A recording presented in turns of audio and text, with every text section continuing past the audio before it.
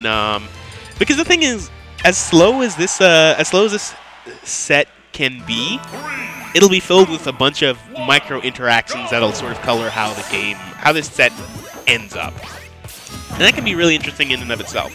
So right now, Zage is going to start putting down the hydrant and setting up with its fruit in order to control the stage and keep Seagull from being able to spin through freely. So you get through one thing, now you have to contest with the other, so on and so forth. And only 12% in the first 20 seconds.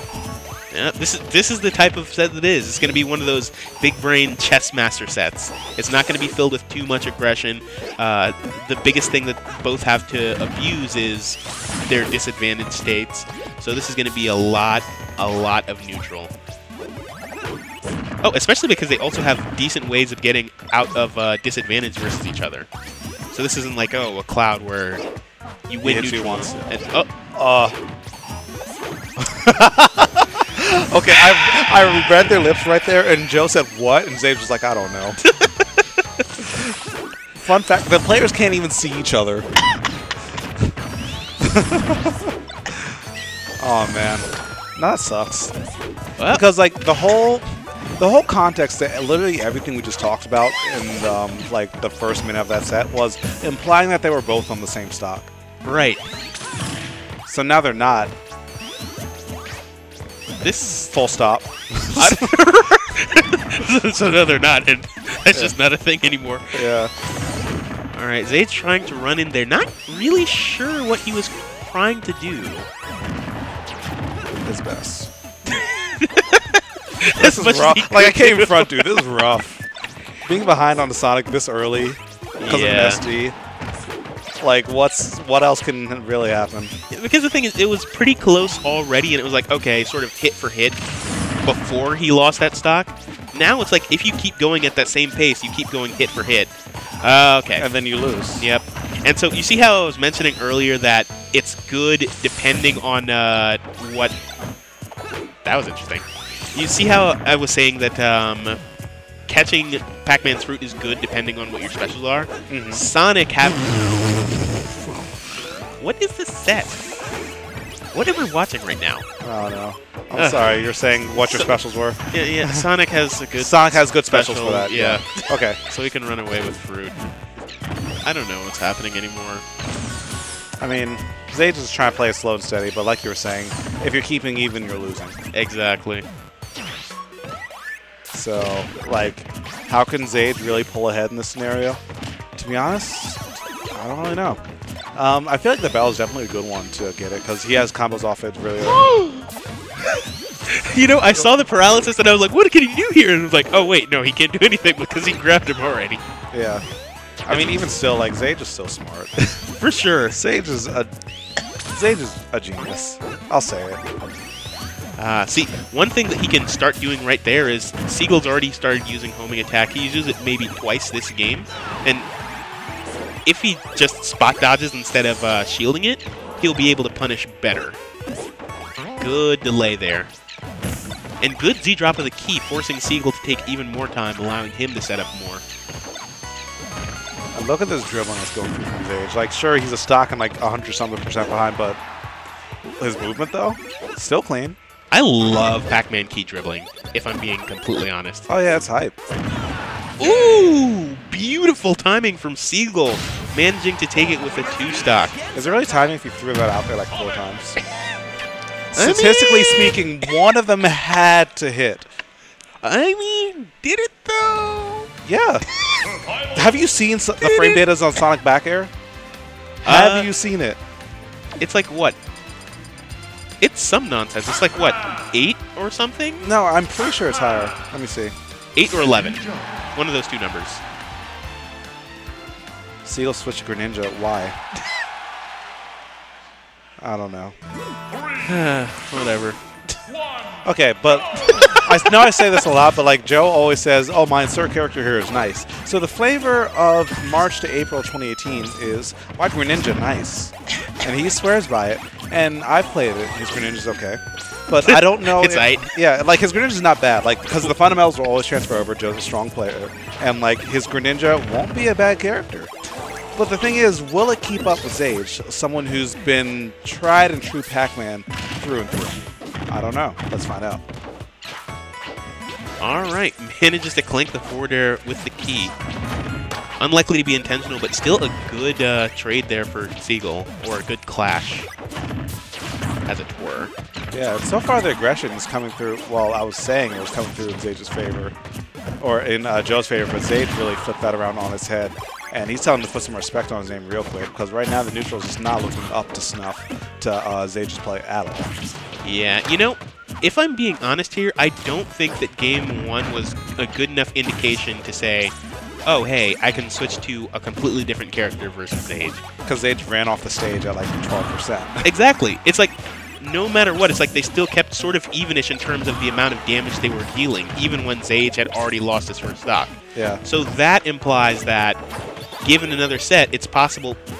Why? He tried to neutral B. Ah, I see. Yeah.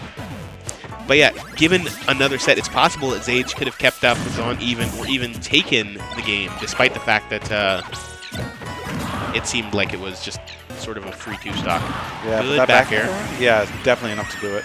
62% on Zage. Not bad for Joe, but it's still a little rough. Yeah. This, I mean, as good as his Greninja may be, which... I don't know, the viewers aren't really going to be able to see at this particular moment due to the fact that he's playing a noted character specialist.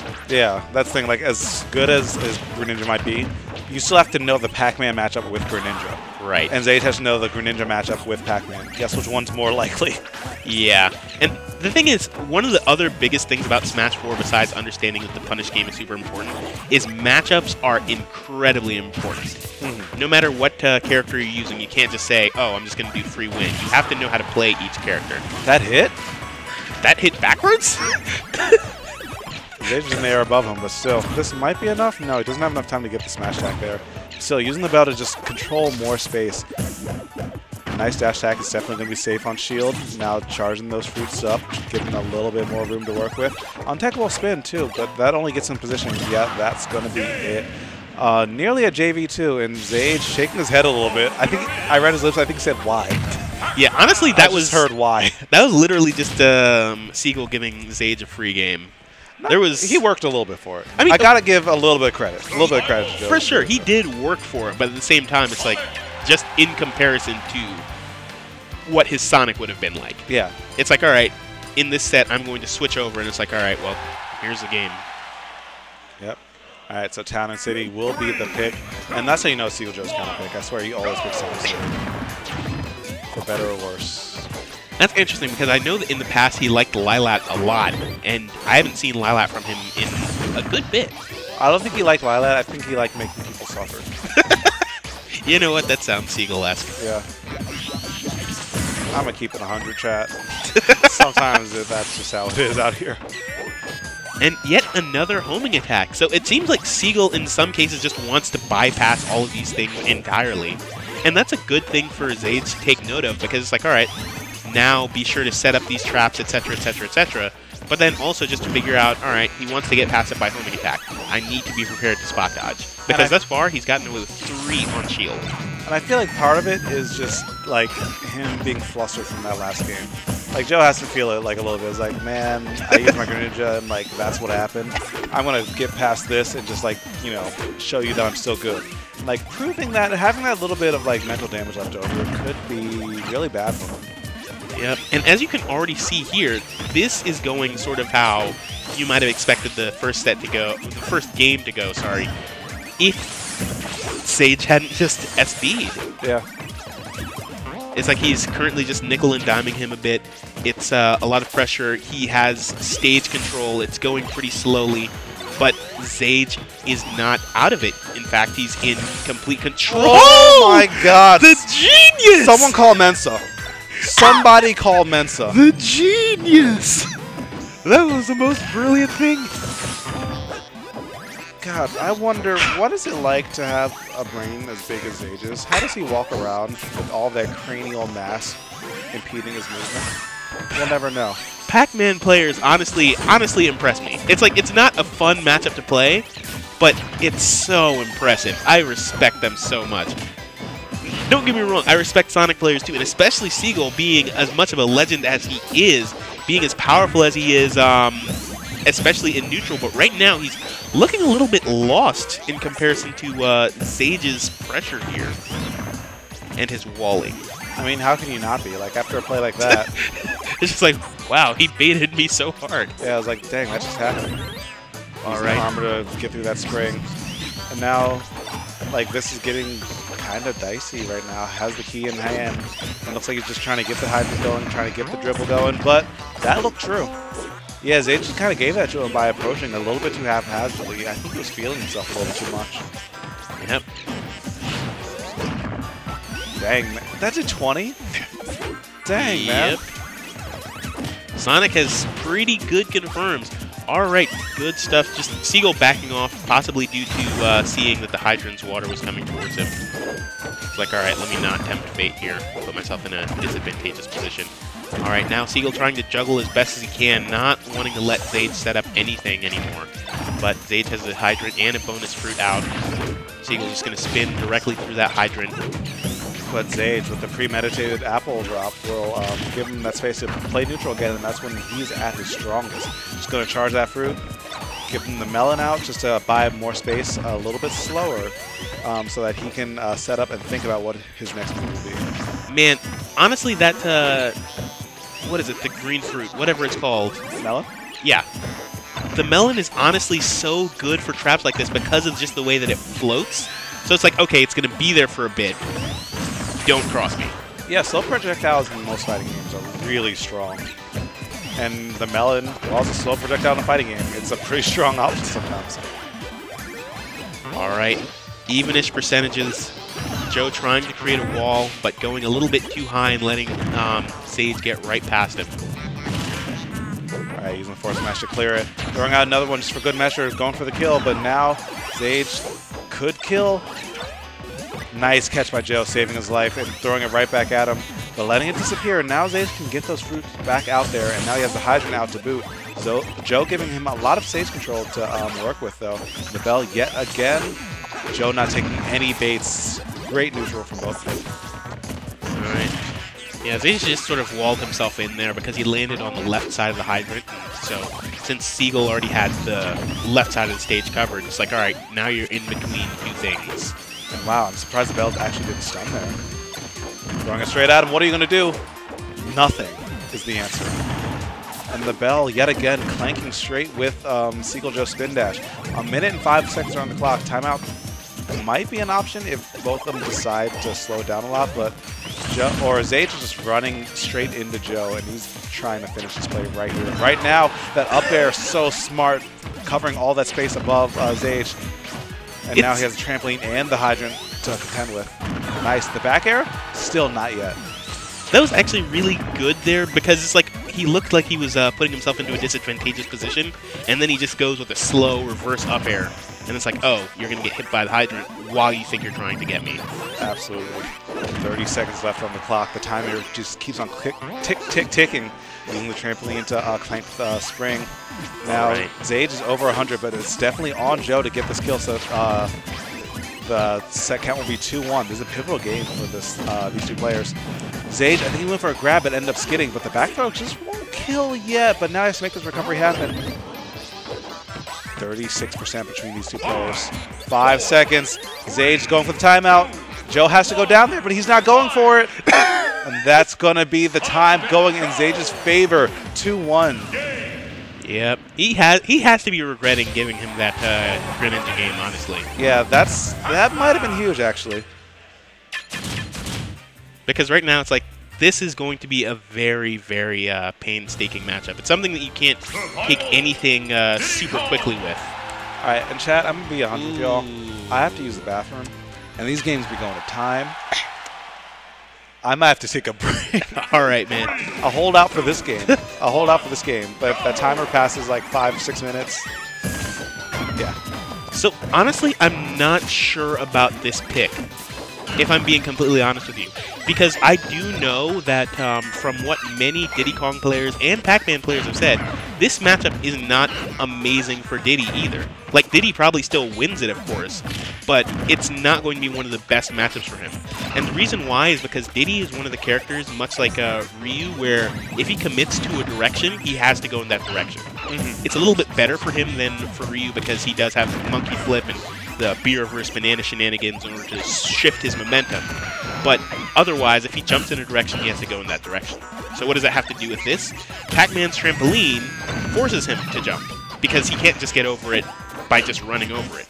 So characters with good airspeed are typically going to be the ones who can actually contest Pacman in those situations.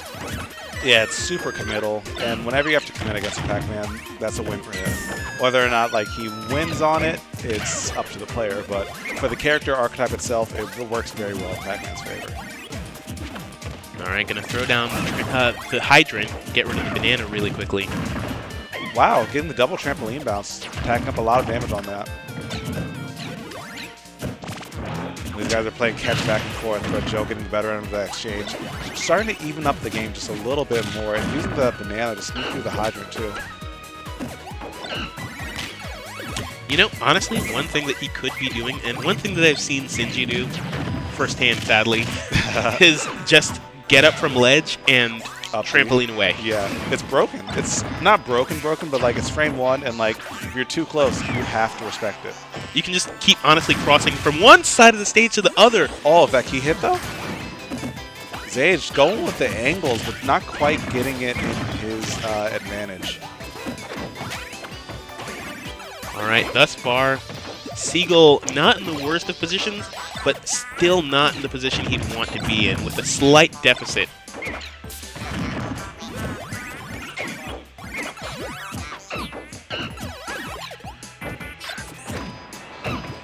Alright, putting on pressure here with this bell.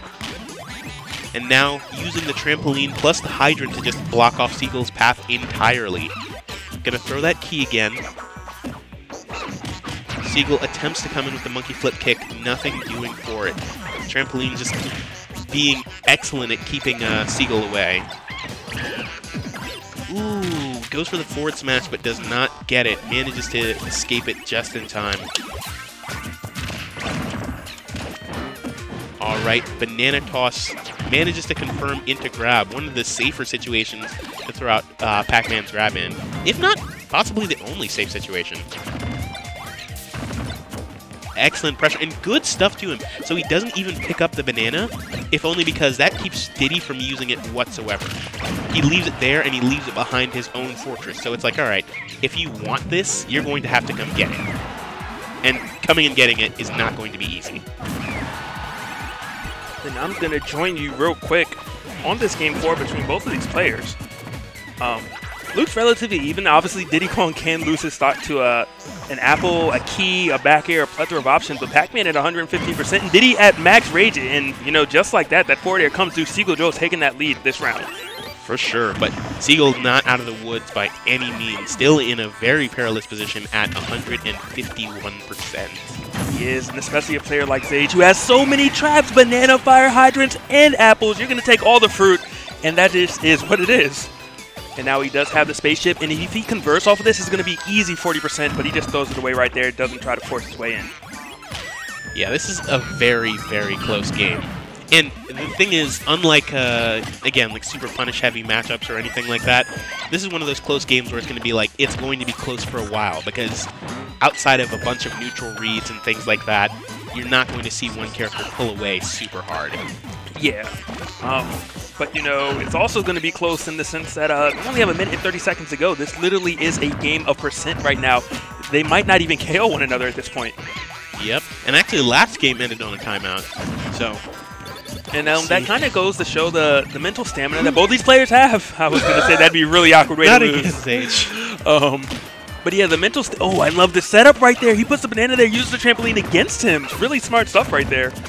But I don't remember where I was going with it. I was just so caught off guard. That was such a good setup right there by Seagull Joe. But 73 to 45%, a minute left right now. And, you know, Joe is trying to look for an opening, and Zage won't give him one. Yeah, though this is not a good position for Zage either, because he does need that damage super quickly. because otherwise Seagull's just going to be able to time him out. He is. He's getting the spaceship again, knowing that that is one quick way to get the damage. Grabs the banana. Seagull trips, but he's not able to convert anything off of. Very unfortunate for Zage, and 30 seconds left in this match. And it looks like Seagull has scouted out the approach option. He's like, you're going to get the spaceship. You're going to try to force it. I'm not going to let you. And Zage, you know, just fishing at this point, trying to get anything happening. Only 20 seconds left. Seagull Joe in such a prime position to take this. Honestly, the speed of this game is going against Zage now. Whereas it's really good in the early game, now with only 7 seconds left, this is bad. He needs 30%. He needs it now, but he's not going to get it. Oh, and Seagull manages to take the game before the timeout. Just to let you know, I could have done it anyway.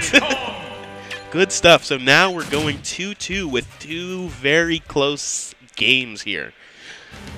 Honestly, so only the first 2 games were not close, and the reason why is game 1, Zage ended up... It's a trick. Don't believe him. Zage ended up SDing, and so he ended up getting 2-stocked by Joe. And then game 2, Joe decided, I'm going to show you guys my Greninja. And he nearly got JV2'd.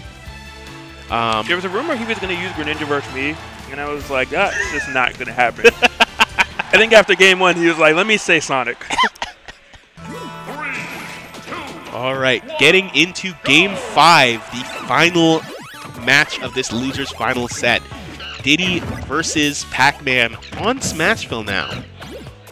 Honestly, this isn't a too terrible pick for Pacman at all, because now he has a couple different levels to his traps, for one. But 2, Diddy tends to kill more vertically more often, whereas Pacman can kill in either direction when he can kill. It's definitely true, but with that said, Seagull Joe is one of the Diddies that will make use of the down tilt or banana and F smash. Something he might, and Seagull actually opting not to take the key in that position is very confident in his position.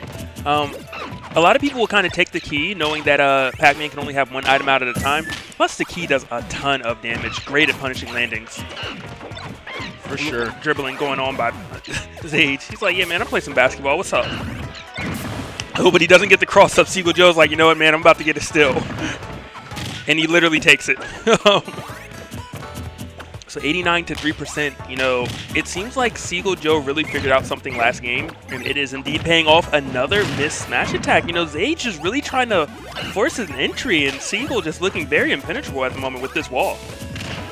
Yeah, this is not the slow game, or slow pace that we've grown accustomed to over the course of this set. This is very much in Seagull's favor right now. It's not the back and forth, like the slow, going to put on a bit of pressure here and there. And now Zage absolutely needs to figure out some way to make this percent back. And honestly, perhaps the ending of last game is in his mind here, because it's like, all right, because I don't want to get too far behind such that I'm in this timeout situation again, how do I get all this damage back now? Right now, running forward is not the answer because, you know, Seagull Joe just thwarting every single option that Zage is trying, you know? He just has stage control. He's punishing accordingly. Looking very one-sided at the moment. But, you know, with that said, Zage does have a ton of tricks. He is one of those Pac-Man that every time you think you have it figured out, you don't. But I can tell you know this much. He did lose his stock. I did figure that much out. Yeah, this is absolutely not good. Now, Seagull can actually sit pretty for a while because he won't be dying for a good bit. Yeah, but at 86, well... Oh, good F smash. Is he going to go for edge guard attempt? No, goes for a stage setup instead and lets Seagull back for free. Not one of those things I was expecting to see, you know, when you do need to make up a lead. Diddy is very susceptible with his recovery. It's kind of his weakest point. Might want to try to force the Gimp at that point, force the kill. But, you know, Zage isn't down that much. 108 to 17. Now 116. He definitely can bring this back. That bell could be the answer, you know, if he does get the sun, but the water pushing him off, and Zage just very aware. Maybe he did that intentionally. I'm not even sure. All right, this is starting to get very out of hand. It is 50% right now. Oh, not gonna reach. Pacman tried to get on his tippy toes, was not enough. Gonna do it again. Rinse, repeat, does get it this time. All right, this is definitely a better situation for him, though. Only 50% compared to the way that the first stock went, where he had like 100% to on him to Seagull's 2, this is much more manageable, but he needs to be able to safely get this percent in the next 2 minutes and 25 seconds. Right now, he is not getting it safely. He's getting hit by peanuts. Right. Okay. Good snipe. He is going to beat the peanuts, so I think he tried to do it kind of in the lag. Get that free damage right there. All right, good stuff. Just keeping above in order to avoid the banana pressure entirely. And Smashville generally being a good place to avoid banana pressure.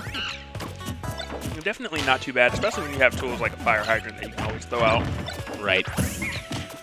It looks almost like Zage just has this game plan set, and he's not willing to deviate from it. You know, whenever he's down, he tries to get damage. He always has fire hydrant to the ship, to the Gallica, and Seagull is just not getting caught by it. It's kind of like he's read this book so many times. He knows the ending, and he knows exactly what each page says. Ooh. Tries to force it. Is this where Seagull Joe made a mistake? He's at 80% right now. He could get edge guarded. Zage was not able to get that punish. That fire hydrant not in the right spot, and Seagull Joe regained stage control, and you know Zage is going to have a hard time again. I like the idea though. Oh no, and manages the back air out. So Seagull going